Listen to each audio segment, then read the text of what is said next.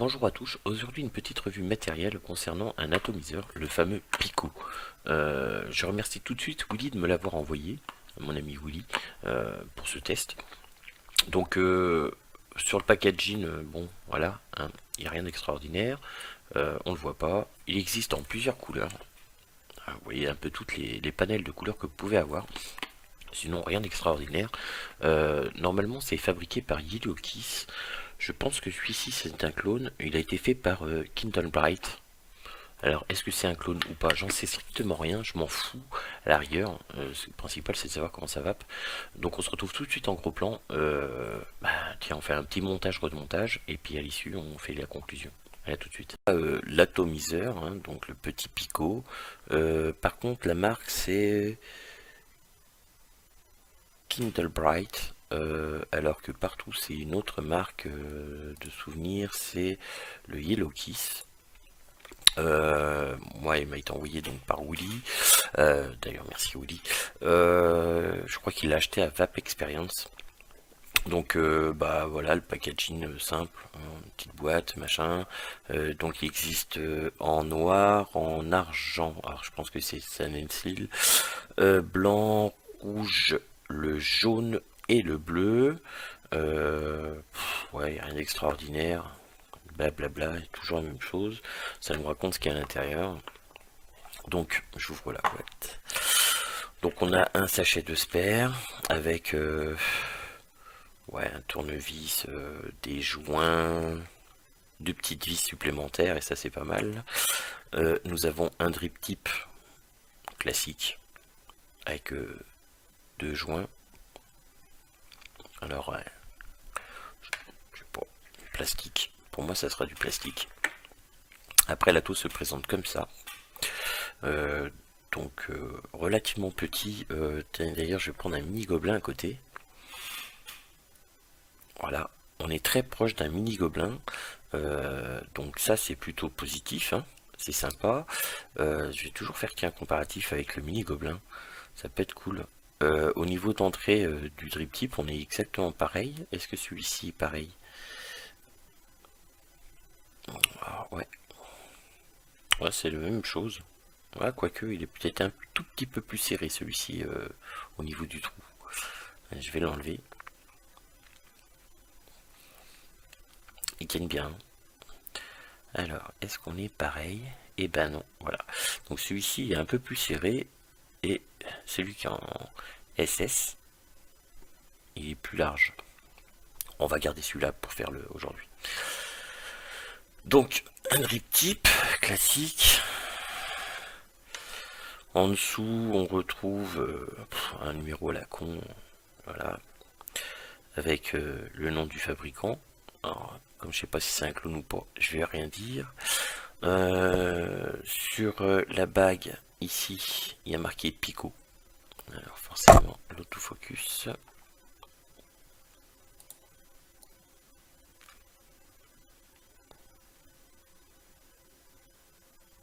Voilà. Donc il y a marqué Pico. On va le démonter. Donc ici sur le dessus, le top cap se dévisse. Voilà. Il se dévisse tout simplement. Ça fait une bague avec des filetages. Bon, par contre, les filetages sont très très bien réussis. Je vais remettre l'autofocus classique. Voilà. Le corps se dévisse. Et ben non, il faut commencer par enlever la bague qui est ici. C'est beaucoup plus facile. La bague qui fait juste les trois trous de airflow tout petit. Alors ça par contre c'est pas trop mal parce que forcément l'autofocus il va jamais vouloir. Vous avez des trous qui sont vraiment tout petits. Voilà. Donc on a une vape plutôt normalement serrée. Je l'ai pas encore essayé, mais je pense qu'on va avoir une vape serrée. Donc on a une bague comme ça. Il suffit de prendre l'arrière et le plastique. Enfin, le PMMA. Parce que forcément le tank est en PMMA. Et voilà ce que je voulais pas faire. Hop. Donc c'est bien usiné par contre. Les tout petits trous, alors ça c'est un peu merdique pour remplir le tank. Ça sera un point négatif. Le petit joint qu'il faut surtout pas perdre, c'est le joint qui vient sur le dessus, comme ceci. Donc celui-là, faut pas le perdre. Je vais le poser là. Ici, on a donc une chambre qui est en pic, donc ça supporte normalement les très très basses résistances et les fortes températures. Bon, bah, c'est classique. Il suffit de dévisser. Voilà. Là, à l'heure actuelle, vous forcez un tout petit peu. Quelque chose d'original. Il y a, je sais pas si on va bien voir, je vais essayer de me rapprocher. Vous avez un décrochement en fait qui va vous tenir votre plateau de travail, qui va automatiquement se mettre en bonne position. Donc ça c'est plutôt pas mal. Par contre l'inconvénient c'est que ça s'enlève comme ça. Et pour le montage, c'est un peu galère parce que en fait je vais le remettre comme ça, vous allez tout de suite comprendre. Je vais pas faire de longues explications. Il bouge. Donc moi j'ai dû le mettre, faire le montage avec mon doigt, c'est-à-dire le tenir comme ça et faire le montage. Et ça c'était plutôt bof bof. Sinon voilà, rien à dire. L'usinage est propre, hein, c'est chouette. Donc là on retrouve les 3 trous d'airflow. Forcément du pic à l'intérieur pour faire l'isolant. Sur la tête, donc c'est une tête classique. Voilà, style tube, tank, etc. Moi j'ai déjà fait le montage pour la vidéo. Je crois que j'ai fait un 0,5 en... J'ai fait axe de 2,5, j'ai dû faire 6 ou 7 tours. Et on va arriver normalement à 0,5 ohm. Donc pour le montage, bah, c'est simple. Il suffit de mettre la tête comme ceci. Remettre la cheminée et visser. Donc je vais mettre un petit coton. Alors, hop, hop, hop, hop. Voilà.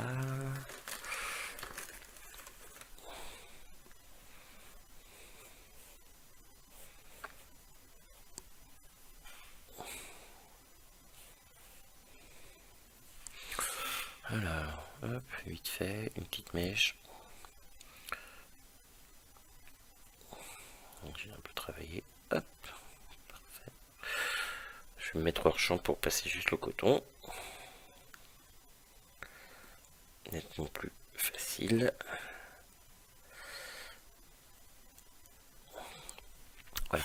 Alors quand vous en êtes là, tout simplement, un montage classique, il suffit de monter, je sais pas comment on peut appeler ça, mais vos cotons comme ceci. Vous allez passer votre cheminée à l'intérieur. Voilà. Donc vous allez voir à un moment donné un autre, ça va se caler. Moi j'ai fait cette solution là. Hop. Voilà. Une fois que c'est calé, il suffit de visser. Vraiment bien visser. Voilà. Je positionne mon coton. Par contre ça c'est très sympa parce que d'un seul coup, une fois que c'est serré, vous voyez, on voit bien les encoches ici qui vont vous serrer en fait votre tête et mettre bien votre coton face aux arrivées de liquide. Et ça, moi je dis bravo. Donc Willy avait fait un genre de petit nid. Moi je vais pas m'ennuyer à faire un nid de coton.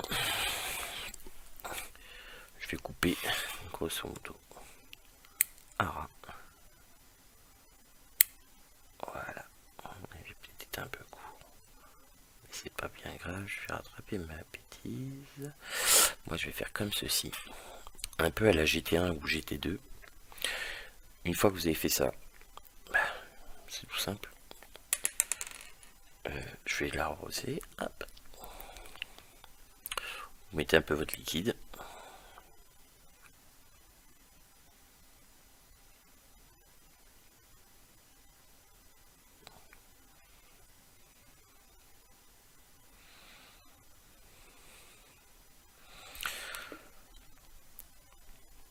On referme si j'y arrive. Ce qui sert en fait de cloche.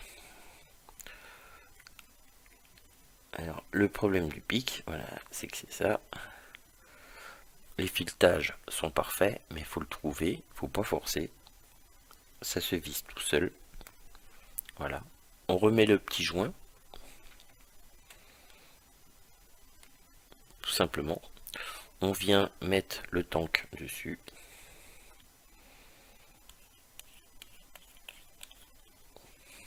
Pareil, y a pas... Donc il suffit bien de serrer proprement. Voilà. Je vais enlever un peu le liquide que j'ai sur les doigts. Une fois que c'est serré, on vient remettre la bague d'airflow. Donc je vais la mettre à l'endroit. Voilà. On va mettre sur 3 trous. Voilà, 3 trous. Donc on peut faire un réglage 3, 2 ou 1 trou. C'est vous qui voyez. Je vais mettre sur 3 parce que je pense que c'est assez serré. Même à 3. Voilà.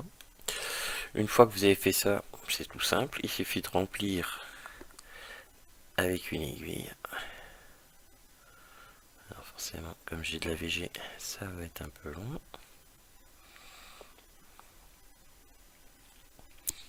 Quelle idée de faire un truc à aiguille, par contre, ça c'est... Ils auraient pu faire quand même une ouverture beaucoup plus grande.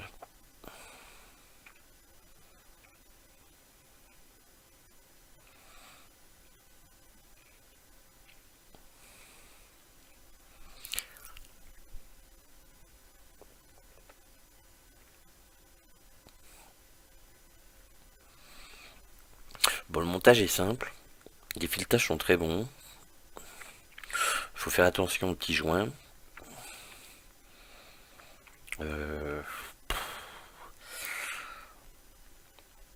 Par contre, l'histoire de l'aiguille, vous voyez, je galère parce que je de la VG, alors c'est un peu long.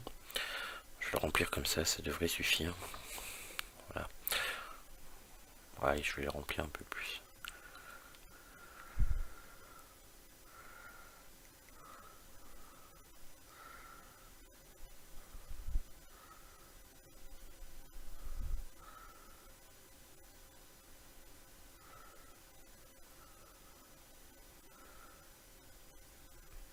Allez, c'est bon. Vous reprenez votre bague. Vous serrez. Par contre, les filetages dans le PMMA est extrêmement facile. Je vais reprendre mon drip tip.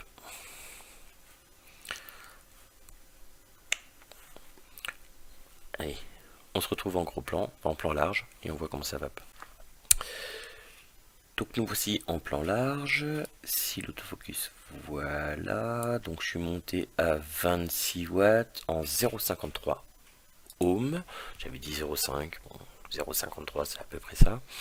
Je vais mettre déjà sur un trou. Voir. Je suis sur du 80-20 en VG.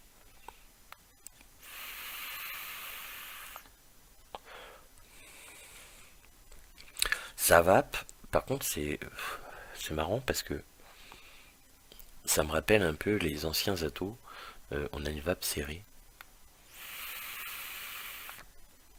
Vraiment serrée. Je vais essayer avec 2 trous.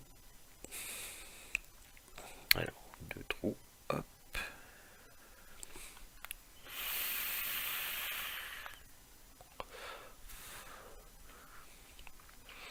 C'est quand même serré.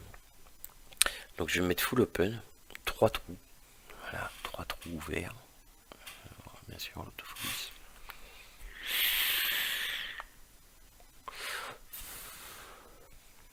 C'est une vape serrée. Donc je vais monter. Je vais voir.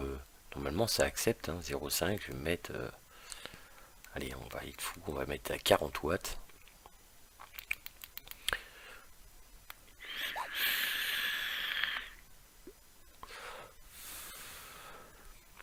Ça vape un peu mieux. Mais alors, voilà. C'est dommage. Alors, je vais donner des points positifs, les points négatifs, parce qu'ils sont quand même nombreux pour moi sur cet atout. Le point positif, le montage est relativement facile, les filetages sont parfaits, innovation, ouais, une cloche en pic qui soi-disant accepte les fortes chaleurs. Euh, une vape serrée, ça peut être aussi un avantage. Le prix, pas très cher, je regarderai sur internet. De drip tip pour faire un setup sympa. La taille aussi, moi je trouve ça sympa parce que franchement, voilà, quand vous mettez, je vais mettre comme ça côte à côte, avec un Gobelin Mini, on est vraiment à quelque chose près pareil, sauf qu'on a un montage plus easy, on va dire, voilà, les montages classiques dessus. Voilà les points positifs. Maintenant, des points négatifs. Euh, Pourquoi avoir fait une tête Ouais, j'ai oublié, point positif, votre coton est toujours bien placé. Maintenant, c'est un point négatif. Cette espèce de tête qui se balade là pour aller faire des montages, bah, je trouve ça un peu bizarroïde. Deuxième point négatif vraiment de cet atout, le remplissage, obligé d'être avec une aiguille. Les trous sont miniatures. J'ai pas compris pourquoi ils ont été faire un truc pareil. Un autre point négatif, à mon goût, hein, parce que attention, vous serez libre de choisir. On ne peut vaper qu'en vape serré quand même, même en full open, c'est quand même serré. Alors faire un truc qui accepte les basses résistances et les fortes températures par le pic, soi-disant, et ben moi j'ai un souci, c'est que il chauffe à 40 watts, voilà, ça chauffe. Et en fait, j'ai pas besoin de chercher à comprendre pourquoi ça chauffe à 40 watts. C'est simplement parce que en fait, cet ato, il est fait pour vaper tranquille. Il est fait de la vape serrée. Vous n'avez pas assez d'air qui rentre à l'intérieur pour refroidir de toute façon. Donc en fait, vous avez une vapeur très chaude à l'intérieur et bah, son meilleur rendu, pour moi, je suis en train de le mettre. Voilà. Pour celui qui veut passer au reconstructible assez aisément euh, pour vaper peinard et avec une vape à l'ancienne un petit peu vape serrée,